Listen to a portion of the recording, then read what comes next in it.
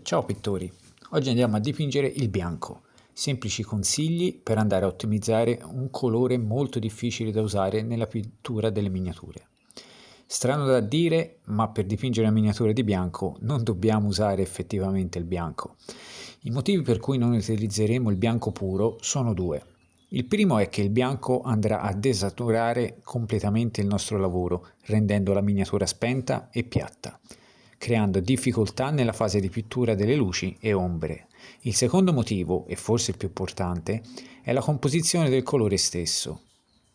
Molte case produttrici creano il colore bianco utilizzando il pigmento di titanio e questo pigmento ha una finitura molto più grossolana e grezza rispetto ad altre tonalità. E questo creerà superfici ruvide ed imperfette, specialmente durante le velature che usano molta acqua. I pigmenti si accumulano creando grumi di colore indesiderati. E quello che andremo a fare è creare un'illusione ottica formata da varie tonalità di grigio, dal più scuro al più chiaro, usando tonalità di grigio calde o fredde a seconda dell'effetto finale che vogliamo raggiungere.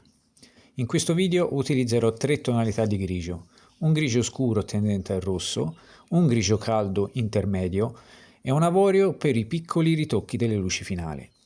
Se volete usare gli stessi colori che utilizzo nel video, potete trovare tutta la lista colori step by step sul mio Patreon e supportare il canale per rendere possibili questi video. Il link è in descrizione.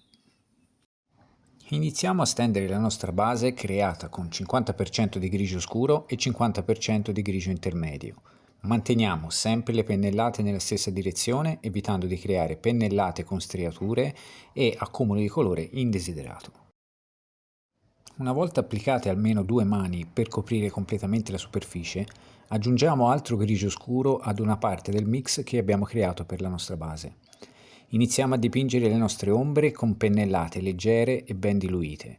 Ripetiamo l'operazione con diversi strati, aumentando gradualmente l'intensità delle zone scure.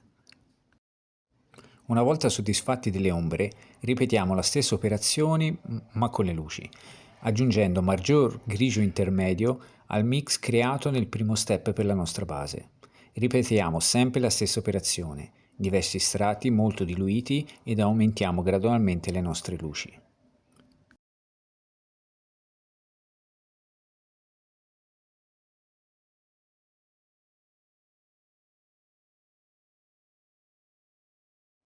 Come passaggio finale aggiungiamo il bianco avorio all'ultimo mix che abbiamo creato e questo passaggio creerà le luci finali per la nostra miniatura.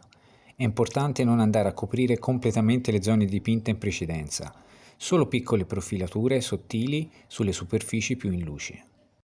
E pochi semplici passi per avere un effetto bianco, saturo e di effetto. Spero che questo video vi sia stato d'aiuto, se avete domande scrivetele pure qua sotto nei commenti, non dimenticate di iscrivervi al canale per altri video tutorial step by step. Ciao!